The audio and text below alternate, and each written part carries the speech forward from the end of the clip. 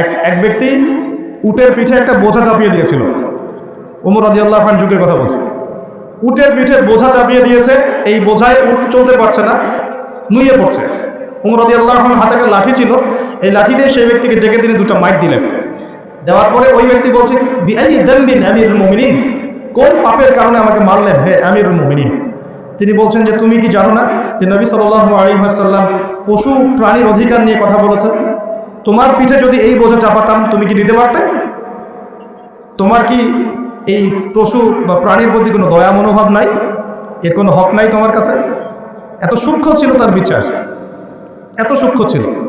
আপনারা জানেন না, মনে পড়ে না ওই ঘটনা যে মায়ের বাচ্চারা না খেয়ে শুয়ে আছে, কান্নাকাটি করছে। আমিরুল মুমিনিন ছদ্মবেশে রাত্রিবেলা ঘুরে বেড়াতেন। যখন দেখলেন যে শিশু কান্না করছে, জিজ্ঞাসা করলেন কেন কান্না করছে? বলছেন আল জু আমিরুল মুমিনিন, ক্ষুধার কারণে। হাদা ওয়াল্লাহি হাদা বাইনি ওয়া বাইনা ওমর, আল্লাহর কসম করে বলছে এটা ওমর আর আমার মাঝখানের ব্যাপার। এই মহিলা বলছে। ওমর রাদিয়াল্লাহু আনহুর কলিজাটা কেঁপে উঠেছিল। তিনি বলেছেন আল ফারাজুন করিব ফান্তাজিরি, অপেক্ষা করো হে আমার বোন, নিশ্চয়ই উদ্ধার নিকটেই। ফারাজুন করিব। তিনি ওখান থেকে চলে গেলেন মদিনায় হেঁটে হেঁটে। সেখানে গিয়ে নিজের পিঠে সে আটা বা ময়দা যেটা বলি আমরা, এগুলোর বস্তা উঠালেন, জব এই টাইপের উঠিয়ে নিজে হেঁটে হেঁটে এই বস্তা কাঁধে বহন করে মহিলার বাসা পর্যন্ত এসে নিজ হাতে তাকে রান্নাবান্না করিয়ে বাচ্চাটাকে খাইয়ে দিলেন। তারপর আল্লাহর কাছে ইস্তেগফার করছে। এ সময় তার পাশে একজন সাহাবী ছিলেন, তার নাম ছিল আসলাম রাদিয়াল্লাহু আনহু। তিনি বলেছিলেন আনা আহমেরু ইয়া আমিরুল মুমিনিন, হে আমিরুল মুমিনিন আমাকে দিন, আমি বোঝাটা বহন করি। তখন উমর রাদিয়াল্লাহু আনহু যে কথাটা বলেছিলেন, এই একটা কথাই পুরো বিশ্বের পলিটিক্যাল সিস্টেম পরিবর্তন করার জন্য যথেষ্ট। এই একটা শব্দ, এই একটা কথা। সেটা কি? তিনি বলছেন হাল তাহমিলু উজরি ইয়াউমাল কিয়ামাহ, তুমি আজকে আমার এই আটার বস্তা বহন করতে চাচ্ছ আসলাম, কালকে আমাদের মাঠে কি তুমি আমার পাপের বোঝা বহন করবে? হাল তাহমিলু উজরি ইয়াউমাল কিয়ামাহ, তুমি কি কিয়ামতের মাঠে আমার পাপের বোঝা বহন করবে, আমার দায়িত্ব বহন করবে? আমি যে আমিরুল মুমিনিন, আমাকে আল্লাহ পাক বিশাল দায়িত্ব দিয়েছেন, যখন হিসেব নেবেন তুমি কি আমার পাপের হিসেব দিবে? এই একটা সেন্টেন্স যদি প্রত্যেক পলিটিশিয়ানের কলিজার মধ্যে ঢুকে যেতে পারে, সোনার বাংলা ইসলামিক খেলাফত কায়েম হয়ে যাবে। সিস্টেম কোথায়? উমর রাদিয়াল্লাহু আনহু। আর এই বিশ্ব চলছে কিভাবে? এখন বেশি বললেও সমস্যা, বেশি বলাও যাবে না। আধ্যাত্মিকভাবে এই জন্যে আল্লাহর কাছে তওবা করে ফিরে আসার দাওয়াত তো দেওয়া যাবে নাকি? আল্লাহ রাব্বুল আলামিন যাকে যত বড় দায়িত্ব দিয়েছেন তার কাছে তত কঠিন হিসাব নেবে, এটা চূড়ান্ত। এই স্টেটমেন্ট আপনি পাল্টাতে পারবেন না। আল্লাহ পাক যাকে যত বড় দায়িত্ব দিয়েছেন তার কাছ থেকে তত বড় হিসাব নেবেন। যার দায়িত্ব যত কম তার হিসাব তত আসান। একটা হাদিসের মধ্যে আসছে, রাসূল সাল্লাল্লাহু আলাইহি ওয়াসাল্লাম একজন সাহাবী বলেছেন, এটা আসার, হাদিস না, এটা আসার, সাহাবীদের একটা চিহ্ন, তাদের থেকে আসছে। তারা বলছেন যখন তোমরা দেখবে জুমার খুতবা হচ্ছে খুব লম্বা, অনেক লম্বা খুতবা হচ্ছে, নামাজ খুব সংক্ষিপ্ত, তখন বুঝবা ওই যুগটা হচ্ছে অজ্ঞদের যুগ। কিসের যুগ? কারণ অজ্ঞদেরকে বোঝাতে অনেক সময় লাগে। একটা বিষয়, সহজ বিষয় বোঝাতে অনেক সময় লাগবে, কারণ কিছুই বোঝে না তারা, প্রত্যেকটা বিষয় খুঁড়ে নিয়ে বোঝাতে হয়। আর যখন দেখবে যে জুমার খুতবা হচ্ছে সংক্ষিপ্ত, নামাজটা হচ্ছে লম্বা, বুঝবে এই যুগটা জ্ঞানী মানুষদের যুগ। কারণ জ্ঞানী মানুষদেরকে বেশি কথা বলতে হয় না, টাচ দিলে বুঝতে পারে কি বলতে গেছে তারা, কি ওয়াজ করতেছে সেটা বড় কথা না, কতক্ষণ ওয়াজ করছে এটা এখন বড় কথা হয়ে গেছে। তো এগুলো চলছে, এই মেজর ইস্যু যেটার সাথে পুরো বিশ্বের অর্থনীতি, রাজনীতি, সমরনীতি, ফাইন্যান্স, গ্যাসের দাম, তেলের দাম, ভোগ্যপণ্যের দাম, নিত্য প্রয়োজনীয় পণ্যের দাম, রেমিটেন্স, আপনার ডলার রিজার্ভ, মুদ্রাস্ফীতি, সব জড়িত হয়ে আছে ইউক্রেন রাশিয়ার ইস্যুর সাথে। সব কিছু জড়িত এই ইস্যুর সাথে, কোনো আলাপ নাই। আচ্ছা ওটা বাদ দেন, আমাদের না ওটা।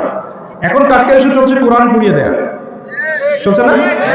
পশ্চিমারা কোরআন পুড়িয়ে দিচ্ছে। কোরআনের প্রতি এত ক্ষোভ কেন পোড়াচ্ছেন? এটা কি ওদের বাক স্বাধীনতা? এখন কি মানবতা বিরোধী অপরাধ হচ্ছে না? এটা সন্ত্রাসবাদ নয়? এটা কি নব্য সাদা চামড়া নয়? এটা কি ব্লাসফেমি নয়? ধর্ম অবমাননা নয়?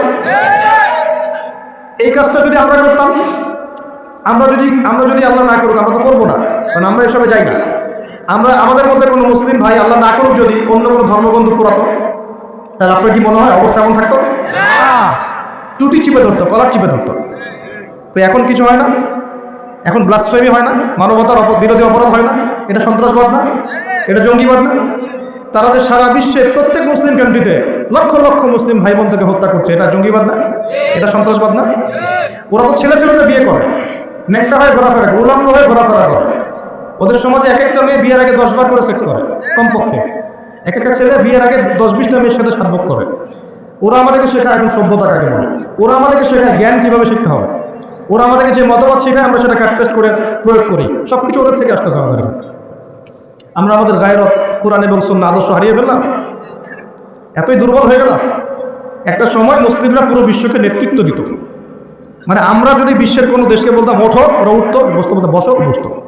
এই জায়গায় আমরা ছিলাম একদিন 2 দিন না, প্রায় 1200 বছর। কত বছর? 1200 বছর। এই জেনারেশন কি এই কথাটা জানে সত্যি? এই জেনারেশনের কত পার্সেন্ট মানুষ এটা জানে? কত পার্সেন্ট যুবক এটা জানে যে আমাদের শিকড় কোথায়? এই উপমহাদেশে ইসলাম কিভাবে এসেছে, ইউরোপে ইসলাম কিভাবে গেছে, ওরা কিভাবে ইসলাম বিদ্বেষী হলো, কয়টা ক্রুসেড হয়েছে, কয়টা ক্রুসেড তারা লঞ্চ করেছিল, কতবার তারা আমাদের উপর আক্রমণ করেছে, কেন তারা পুরো বিশ্ব জুড়ে মুসলিমদেরকে আজকে মেরে ফেলতে চায়, ডমিনেট করতে চায়, কেন চায়, উদ্দেশ্য কি ওদের? কেন কোরআন পড়িয়ে দিচ্ছে? এর সাথে কি শত্রুতা? আল্লাহ পাক কোরআনকে বলছেন যে ওয়ালাকাদ সাররাফনা ফি হাযাল কুরআন লিন-নাস মিন কুল্লি মাসাল, আমি এই কোরআনের মধ্যে মানব জাতির জন্য সমস্ত বিষয় বর্ণনা করেছি বলে সুবহানাল্লাহ। আল্লাহ পাক বলছেন ওয়া নাযালনা আলাইকাল কিতাব, হে নবী আমি তোমার প্রতি এমন কিতাব নাযিল করেছি তিবিয়ানান লিকুল্লি শাই, যে কিতাবটা প্রতিটা বিষয়কে ব্যাখ্যা করবে, হুদা ওয়া রাহমাতান, এটা হেদায়েত এবং এটা রহমত, ওয়া বুশরা লিল মুসলিমিন, মুসলিমদের জন্য এটা বুশরা, সুসংবাদ। তো এত সুসংবাদে পরিপূর্ণ বইটাকে কেন পড়াচ্ছে তারা? কার প্রতি বিদ্বেষ? কেন কোরআনকে সহ্য করতে পারছে না? কারণ কোরআন ওদের সমকামিতার বিরুদ্ধে, কোরআন ওদের সুদের বিরুদ্ধে, কোরআন ওদের জুলুমের বিরুদ্ধে। কোরআন পৃথিবীর সমস্ত জুলুমের বিরুদ্ধে দাঁড়িয়ে যাবে। কোরআন পর্নোগ্রাফির বিরুদ্ধে, কোরআন জিনার বিরুদ্ধে, কোরআন ওদের সমস্ত নোংরামির বিরুদ্ধে। এই কারণেই কোরআনের সাথে এত শত্রুতা। ওরা সারা বিশ্ব জুড়ে চুরি আর ডাকাতি করছে, কোরআন তার বিরুদ্ধে। সারা বিশ্ব জুড়ে শিরক ছড়িয়ে দিচ্ছে, কোরআন তার বিরুদ্ধে। সারা বিশ্বরা মতবাদ ছড়িয়ে দিচ্ছে যে আল্লাহর পুত্র আছে ঈসা আলাইহিস সালাম, নাউযুবিল্লাহ, কোরআন তার বিরুদ্ধে। তারা মুহাম্মদ সাল্লাল্লাহু আলাইহি ওয়াসাল্লাম এবং তার সুন্নতকে অস্বীকার করে, কোরআন তার পক্ষে। কোরআনে বলা হচ্ছে যে আল্লাহর জমিনে আল্লাহ পাকের দিনটা প্রতিষ্ঠা করতে হবে, ওরা তার বিপক্ষে। এই সমস্ত কারণে ওরা কোরআনকে জ্বালিয়ে দিতে চায়। এখন কোরআনে কখনো বলা আছে নিরপরাধ কোনো মানুষকে হত্যা করতে হবে? এইরকম একটা কিতাবকে তারা কেন পড়াচ্ছে? এই শুনে কতগুলো ওয়াজ মাহফিল শুনেছেন, কয়টা প্রশ্ন শুনেছেন? সমস্যা আমাদের মধ্যেও, সমস্যা আপনাদের মধ্যেও, সমস্যা অডিয়েন্সের মধ্যেও, সমস্যা যে স্পিচ দিচ্ছে তার মধ্যেও। আমরা কেউই পারফেক্ট না, আমরা সবাই আমাদের জায়গা থেকে খেয়ানত করছি, আমরা সবাই যার যার জায়গা থেকে আমানতের খেয়ানত করছি। এটা আমরা সবাই যার যার জায়গা থেকে আমানতদার হতাম, আজকে ইসলামের অবস্থা এমন হতো না। বিশ্বাস করেন, সেকুলার সমাজ, নাস্তিক সমাজ, বা যারা একটু মুক্ত চিন্তা বলে, বাক স্বাধীনতার কথা বলে, মুক্ত চিন্তার কথা বলে, যারা দাবি করে তারা একটু স্মার্ট, এমন দাবি করে না? এই বিশাল কমিউনিটি ইসলামের নামে এরকম কিছু ভণ্ডামি দেখে ইসলাম সম্পর্কে বিরূপ ধারণা সৃষ্টি করে, এবং এই ইস্যুগুলোকে কেন্দ্র করে তারা সারা ওয়ার্ল্ডে প্রোপাগান্ডা চালায় ইসলামটা এমন। ইসলাম কি এমন? ইসলামকে আজকে হাসি ঠাট্টার পাত্র বানানো হয়েছে। এগুলো দেখে কোনো মানুষ ভালো থাকতে পারে? যদি ভিতরে ঈমান থাকে, আপনার ভিতরে রক্তক্ষরণ হবে, আপনার কলিজা কাটবে, ভিতরে একটা জ্বালান ফিল হবে, আগুন জ্বলবে ভিতরে, সমুদ্রের মতো। সমুদ্র আস্তে আস্তে বয়ে যাচ্ছে ঠিকই, ভিতরে কিন্তু আগ্নেয়গিরি আছে। জানেন সমুদ্রের ভিতরে কি আছে? আগুন আছে, আগুন। কিয়ামতের দিন ফেটে পড়বে সমুদ্র, একদম কিয়ামতের দিন সমুদ্র ফেটে পড়বে এবং পানিতে আগুন লেগে যাবে। আমরা তো জানি যে পানিকে নেভায়, আগুনকে নেভায় পানি, তাই না? কিয়ামতের মাঠে উল্টা হবে, আগুনেই পানিতে আগুন লেগে যাবে কিয়ামতের মাঠে। সূরা তাকবীর পড়ে দেখেন, এর নিচের মধ্যে এরকম আগুন আছে। এগুলো দেখার পরেও কোনো ইমানদার মানুষ ভালো থাকতে পারে? চারটা ইস্যু ছিল, এই যে একটা বৈশ্বিক সংকট, যুদ্ধ চলছে সারা বিশ্বে, তার উপর করোনার একটা প্রভাব চলে গেছে। আরেকটা আছে এই যে কোরআন ইস্যু চলছে এখন, আর সবচেয়ে লেটেস্ট, এবং এটা তো চলছেই বিগত 80 বছর থেকে, আবার নতুন করে ইস্যু চলছে এখন, প্যালেস্টাইন, ফিলিস্তিন এবং ইসরায়েল ইস্যু চলছে না? এখনকার ইস্যু ওদের, এখনকার ভিশন কি? যে আমাদের মসজিদ বাইতুল আকসা, মসজিদুল আকসা, এটাকে সরিয়ে ফেলে সেখানে ওদের টেম্পল নির্মাণ করার প্ল্যান এখন। আমরা এই পর্যন্তই বলতে পারবো না, আউযুবিল্লাহ, এর বেশি কিছুই করতে পারবো না। আমাদের ঈমান এই অবস্থাতেই এখন। একটা লেভেল থাকে, মান রাআ মিনকুম মুনকার, কেউ যদি কোনো মুনকার কাজ দেখে ফালিয়ুগাইয়ির বিয়াদিহি, ক্ষমতা থাকলে হাত দিয়ে সরিয়ে দিবে, মানে ক্ষমতা থাকলে একদম লড়াই করে সরাই দেবে। এটা এক নম্বর। দুই, ওয়াইল্লাম ইয়াস্তাতি', যদি সেটা করতে না পারে ফাবিলিসানিহি, কমপক্ষে লিসান দিয়ে বলবে। লিসান দিয়ে বলে কয়জন? ওঠেন বসেন ওয়াজ মাহফিল চলছে এখন, লিসান দিয়ে বলে কয়জন? কয়জন হকপন্থী উলামায়ে কেরাম এই পুরো ওয়ার্ল্ড অ্যাফেয়ার্সের বড় বড় ইস্যুগুলোকে নিয়ে বীরদর্পে কথা বলছে বাংলার মাটিতে? কিন্তু দেখতে হবে তো, আপনাকে খেয়াল করতে হবে তো বিষয়গুলো। ওয়াজ মাহফিল কি আল্লাহর আমানত না? দিনের আমানত না? এটা কি মুসলিমদের পক্ষে কথা বলবে না বিপক্ষে কথা বলবে? ইসলামকে রিপ্রেজেন্ট করবে কি না? তাহলে ওই ইস্যুটা কি বড় ইস্যু নয়? শেষ জামানার হাদিসগুলো পড়ে দেখেন, শেষ জামানার সবচেয়ে ইম্পর্টেন্ট জায়গা হচ্ছে এই জেরুজালেম থেকেই শেষ জামানার সবচেয়ে বড় বড় ঘটনাগুলো ঘটবে। ওইখানেই দেখবেন লড়াই হচ্ছে, দাজ্জালকে মেরেও ফেলা হবে ওইখানে। ওই জায়গাগুলোতেই ঈসা আলাইহিস সালাম আসবেন, ওখানে ইমাম মাহদী, সবই ওখানে। শেষ জামানার বড় বড় ক্যারেক্টার সব ওখানে, সবই ওখানে। এমনকি যে বাহিনীর কথা বলা হয়েছে শেষ জামানায়, একটা বাহিনী, আল্লাহর সেনাবাহিনী লড়তে লড়তে লড়তে লড়তে ওই জেরুজালেম পর্যন্ত চলে যাবে। পৃথিবীর কোনো শক্তি ওদেরকে দমন করতে পারবে না। এটাও হাদিস আসছে। এমনকি এমনও হাদিস আসছে যে লাতুকাতিলুন্নাল ইয়াহুদ, তোমরা ইহুদদের সাথে যুদ্ধ করবে, নবীজি বলেছেন। এমনকি কোনো যদি ওদের কোনো যোদ্ধা যদি এই পাথরের বা গাছের পিছনে গিয়ে লুকায়, এই গাছ এবং পাথর কথা বলা শুরু করবে। যে কোনো আলেমকে জিজ্ঞাসা করে হাদিসটা বলে দিবে। গাছ এবং পাথর কথা বলা শুরু করবে, ইয়া মুসলিম, হে মুসলিম, হে মুসলিম সৈন্য, ইন্না ওয়ারা'আল ইয়াহুদ তাআল ফাকতুলহু, আমার পিছনে একজন লুকিয়ে আছে, আসো ওকে হত্যা করে যাও। গাছ এবং পাথর কথা বলবে। গাছ পাথর কেন কথা বলবে? কারণ আল্লাহ পাকের জড়বস্তু দীর্ঘদিন ধরে এদের জুলুম দেখতে দেখতে অতিষ্ঠ হয়ে যাবে। ওয়ার্ল্ডের যে বড় বড় ইস্যু, তার মধ্যে এটা একটা ইস্যু ছিল, এখন চলছে। এখন ওরা কি বলেছে জানেন? ওদের গভর্নমেন্ট কি বলেছে? তার আগে বলি, ওই জায়গাটাকে মুসলিমদের না অমুসলিমদের? ওই জায়গাটা কাদের? উমর রাদিয়াল্লাহু আনহু ওই জায়গা বিজয় করেন নাই? সালাহউদ্দিন আইয়ুবী রাহিমাহুল্লাহ বিজয় করেন নাই? ওই জায়গায় মুসলিমরা প্রায় 1200-1300 বছর থেকে ছিল না? ওইখানে আমাদের বাড়িঘর থেকে মুসলিমদেরকে দূর দূর করে তাড়িয়ে দেওয়া হচ্ছে কেন? আর কারা তাড়িয়ে দিচ্ছে? কাদের ক্ষমতায়? এই বিষয়গুলো নিয়ে ভাবতে হবে না? পড়াশোনা করতে হবে না? প্রথম বিশ্বযুদ্ধের আগ পর্যন্ত ওই জায়গাটা আমাদেরই ছিল। প্রথম বিশ্বযুদ্ধ হয়েছে 1914 থেকে 18 সালের মধ্যে। 1914 থেকে 18, এই যে এখন চলছে কত, 2023, এই যে 100 বছর হয়ে গেল। এই প্রথম বিশ্বযুদ্ধের সময় ব্রিটেন, নাম শোনেন না? ব্রিটিশরা এই যে আমাদের সাবকন্টিনেন্টে 200 বছর শাসন করেছিল। ইতিহাস পড়েন নাই? ইতিহাস পড়বেন কি? এখন তো ওই নীল বিদ্রোহের ইতিহাস নাই, হাজী শরীয়তুল্লাহর নামই নাই, তিতুমিরের নামও নাই, ফরাইজি আন্দোলনের নামই নাই। ইতিহাস পড়বে কি আমাদের বাচ্চারা? নিজে একা একা ফিতনা থেকে বেঁচে থাকা যাবে না। ফিতনা থেকে বেঁচে থাকা যাবে না, দলিল কোরআনেই আছে, ওয়াত্তাকু ফিতনাতান লা তুসিবান্নাল্লাযীনা যালামু মিনকুম খাসসা। আল্লাহ বলছেন তোমরা সেই ফিতনা থেকে বেঁচে থাকো। আল্লাহর কথা শোনেন, আল্লাহ পাক বলছেন তোমরা সেই ফিতনা থেকে বেঁচে থাকো যে ফিতনা শুধু জালেমদের উপর খাস করে আসবে না, মানে সবার উপরেই আসবে। বলেন তো, সুদের ফিতনা সবার উপরে আসে নাই? আসে নাই? এই যে এক সময় ঘুষটা খুব অপরাধ মনে করা হতো, যে ঘুষ ছি, মানুষ দেখলে কি, জানলে কি বলবে। আস্তে আস্তে আস্তে আস্তে ইউজড হয়ে গেলাম, এখন স্বাভাবিক হয়ে যাচ্ছে দিন দিন। হ্যাঁ, দেওয়াই লাগে, নেওয়াই লাগে। এখন ফতোয়া জিজ্ঞাসা করতেছে যে আমার যোগ্যতা ছিল আর এক ভাইয়ের যোগ্যতা ছিল না, তো এখন যদি আমি আমার যোগ্যতা বলে চাকরিটা পাওয়ার জন্য একটু ঘুষ দিই, জায়েজ হবে কি না? তখন আমার ফতোয়া দিচ্ছে হ্যাঁ জায়েজ হতে পারে। এই জায়গায় চলে আসছি আমরা, এখন ইউজড হয়ে গেছে। আগে একটা ছিল যে ধর্ষণ, অল্প কিছু হলে মানুষের মধ্যে একটা এগ্রেশন কাজ করতো, মানুষ বিচার চাইতো, মানুষ আন্দোলন করতো, অনেক কিছু করতো। আস্তে আস্তে ইউজড টু, হ্যাঁ হয়, দেশে 10-20টা হয় প্রতিদিন। আগে ছিল একজন ব্যক্তি যদি চুরি করতো, খুব চক্ষু লজ্জা, চুরি করেছে কেউ জানলে কী হয়ে যাবে। এখন কোনো সমস্যা নাই, সবাই তো করতেইছে, সবাই তো চুরি চামারি করে, আমি করলে কি সমস্যা? আগে ব্যবসা করতো মানুষ, মাপে কম দিলে একটু চক্ষু লজ্জা কাজ করতো, কেউ দেখে ফেললে, জেনে ফেললে কি হবে না হবে। এখন সবাই করে, আমিও করি, মানে যে সবাই করে আমিও করে, আস্তে আস্তে সব ইউজ টু করে ফেলা হয়েছে। প্রথম ইস্যুগুলো নিয়ে মানুষ খুব উদ্বেগ ছিল, হ্যাঁ ওটা আমাদের জায়গা, এটা আমাদের ফেরাতে হবে, ফেরানোর চেষ্টা করতে হবে, ইত্যাদি ইত্যাদি। আস্তে আস্তে আচ্ছা ঠিক আছে, আস্তে আস্তে হ্যাঁ ঠিক আছে, ইউজ টু, ওদেরই তো, ওরা শক্তিশালী, আমরা দুর্বল, এরকম হয়ে গেছে। আস্তে আস্তে এই যে অবস্থা, এতে করে শুধু এক শ্রেণীর মানুষ ইফেক্টেড হবে না, পুরো উম্মার সবাই ইফেক্টেড হবে। আস্তে আস্তে এই সমস্যাগুলোর ফলাফল আপনার আমার বাসার দরজায় যদি না আসছে, নাম বদলে ফেলবো ইনশাআল্লাহ। সবার দরজায় এই ফিতনাগুলো আসবে।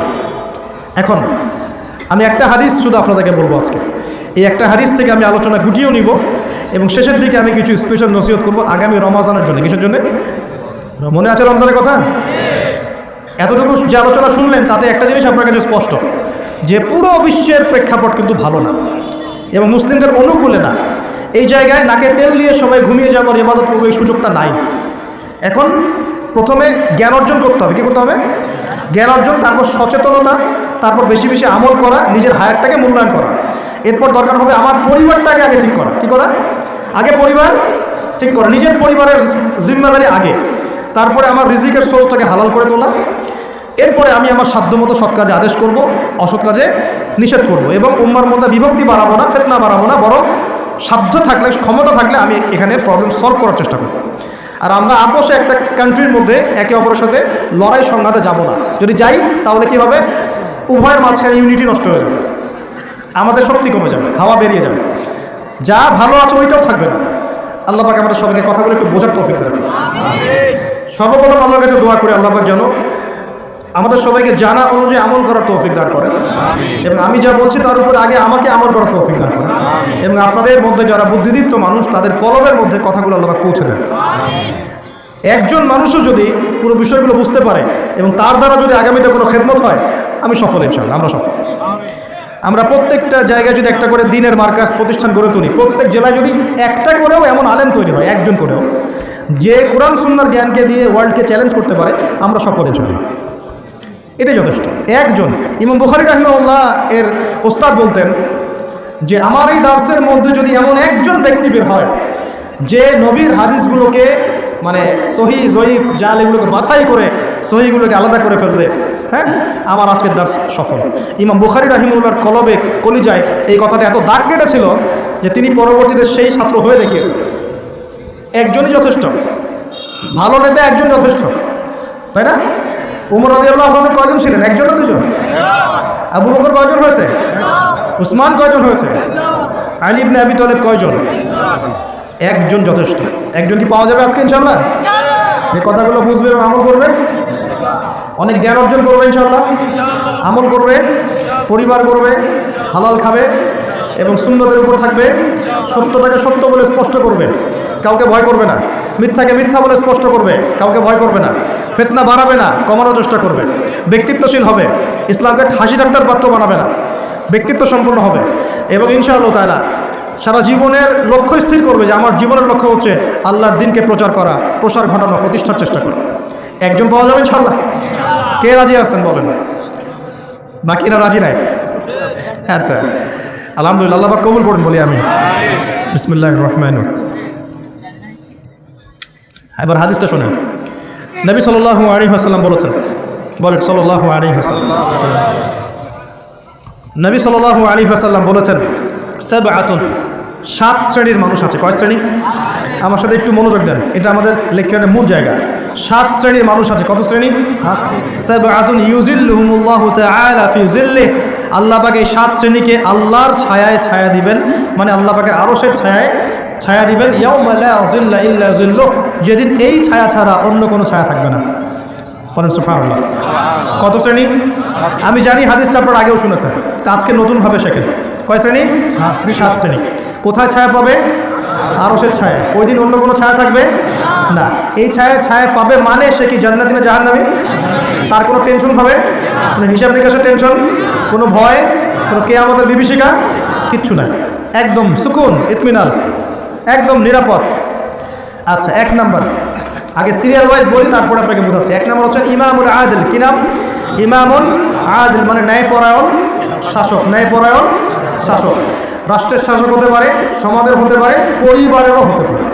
যেখানে যে দায়িত্বশীল তাকেই তার দায়িত্বশীল বলা হয়। আচ্ছা, 1 নাম্বার ইমামুল আদিল। 2 নাম্বার ওয়াশাবুন, এই যে তুমি যুবক, ওয়াশাবুন যুবক, নাশআ ফি ইবাদাতিল্লাহি তাআলা, যে আল্লাহ পাকের ইবাদতে তার যৌবন বিলিয়ে দিয়েছে। কে সেটা? যুবক না বৃদ্ধ? কি করেছে? আল্লাহর ইবাদতে জীবন যৌবনটাকে বিলিয়ে দিয়েছে। বিলিয়ে দেওয়ার মানে কি? বিলিয়ে দেওয়ার মানে কি পার্ট টাইম মুসলিম হও না ফুল টাইম মুসলিম হও? ফুল টাইম মুসলিম। আচ্ছা, সে কি কোরআন হাদিসের অংশ মানবে না পুরোটা মানবে? আলহামদুলিল্লাহ। 3 নাম্বার, রজুলুন, এমন ব্যক্তি কলবুহু, যার কলব, কলব মানে কি? অন্তর, মুআল্লাকুন ফিল মসজিদ, মসজিদের সাথে অন্তর কি থাকে?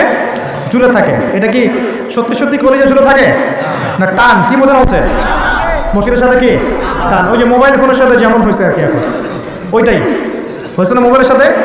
এখন রজুলুন কলবুহু মুআল্লাকুন বিল মোবাইল, এখন হয়েছে এরকম যে এমন ব্যক্তি যার অন্তর কি হয়? মোবাইলের সাথে ঝুলে থাকে, থাকে না? সবার, আমার সহ সবার ফোন সার্চ করলে দেখা যাবে যে আমরা লাস্ট হতে 1 ঘন্টা 2 ঘন্টা আগে লাস্ট টাইম আমরা হোয়াটসঅ্যাপ চেক করেছি, ফেসবুক চেক করেছি, আমরা ইউটিউব চেক করেছি। কিন্তু যদি আমল নামা দেখা হয়, দেখা যাবে লাস্ট 1 মাসেও কোরআন চেক করে নেই, লাস্ট 2 মাসেও হাদিসের একটা বই খুলে দেখে না। আল্লাহ পাক আমাদেরকে বোঝার তৌফিক দান করুন, এইরকম খারাপ বদ অভ্যাস থেকে বেরিয়ে আসার তৌফিক দান করুন। এখানে 3 নাম্বার, সেই ব্যক্তি যার কলব কোথায় ঝুলে থাকে? মসজিদে, মানে মসজিদের সাথে টান, জামাতে নামাজ পড়ার ব্যাপারে আগ্রহ থাকে। 4 রজুলান, 2 ব্যক্তি। কয় ব্যক্তি? রজুলানি তাহাব্বানি ফিল্লাহ ইজতামা আলাইহি ওয়া তাফাররাকা আলাইহি, 2 ব্যক্তি যারা আল্লাহর জন্য পরস্পরকে ভালোবাসে, একত্রিত হয় আল্লাহর জন্য, বিচ্ছেদ হয় কার জন্য? আল্লাহর জন্য। আচ্ছা, বুঝাচ্ছি একটু পরে, সেটা বলে নেই। 5 নাম্বারকে ওয়ারজুলুন, আরেকজন ব্যক্তি দাঁত হয়ে মুরাআতান, যে ব্যক্তিকে কোনো মহিলা ডাকলো। এখানে ডাকলো মানে আসলে জেনার জন্য কি করলো? ডাকলো। দাঁত হয়ে মুরাআতান যাত মানসাবিন ওয়া জামাল, যে মহিলার সৌন্দর্য আছে, খুবই সুন্দরী এবং উচ্চ বংশের কোনো মহিলা বা মেয়ে ডেকেছে জেনা করার জন্য একজন ব্যক্তিকে। সে বলছে ইন্নী আখাফুল্লাহ, আমি আল্লাহকে ভয় করি। এ কিন্তু যুবক হতে পারে, যুবকদেরকে এরকম বেশি প্রলোভিত করা হয়। 6 রজুলুন, আরেকজন ব্যক্তি তাসাদ্দাকা বিসাদাকাতি, সে সদকা করেছে। কি করেছে? সদকা, দান সদকা করেছে। হাত্তা লা তা'লামা শিমালুহু মা তুনফিকু ইয়ামিনুহু, এমনকি তার বাম হাত জানে না ডান হাত কি দান করেছে। ঠিক আছে, এত গোপনে সে দান করে যে তার বাম হাত জানে না ডান হাত কি দান করেছে।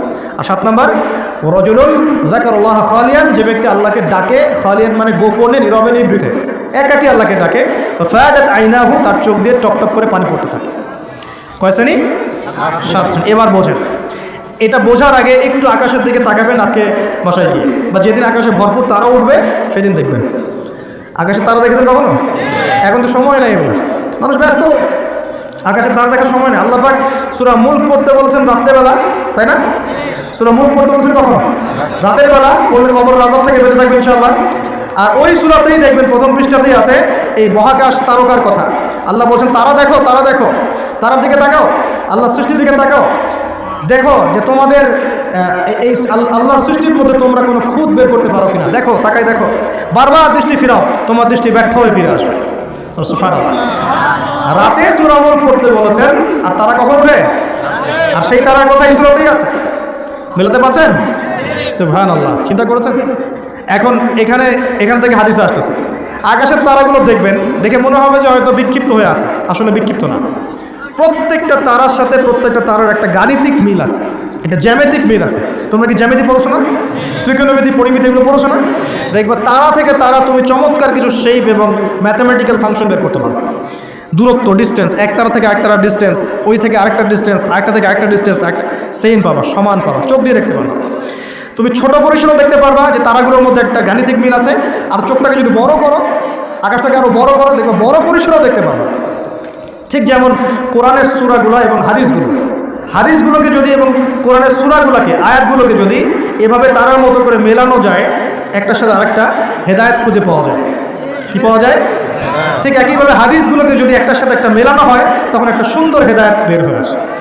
একটা এক্সাম্পল দিলে বুঝতে পারবো। ইসলাম, আল্লাহ পাক বলছেন সূরা মাইদার 3 নম্বর আয়াতে ইসলামকে পরিপূর্ণ করেছে। কি করেছি? ইসলামকে পরিপূর্ণ করেছে। আবার আল্লাহ পাক বলছেন সূরা আলে ইমরানে গিয়ে, এই পরিপূর্ণ দিন বাদ দিয়ে কি তোমরা অন্য কোনো দিন তালাশ করছো? আবার আল্লাহ পাক সূরা আলে ইমরানের শুরুর দিকে নিয়ে গিয়ে বলছেন এই পরিপূর্ণ দিনই আল্লাহর কাছে একমাত্র দিন। মানে একটার সাথে একটা মেলাবেন, আপনি ডটগুলো মেলালেই আপনি একটা রেজাল্ট পাবেন। আর যে কোনো মাসালায়, যে কোনো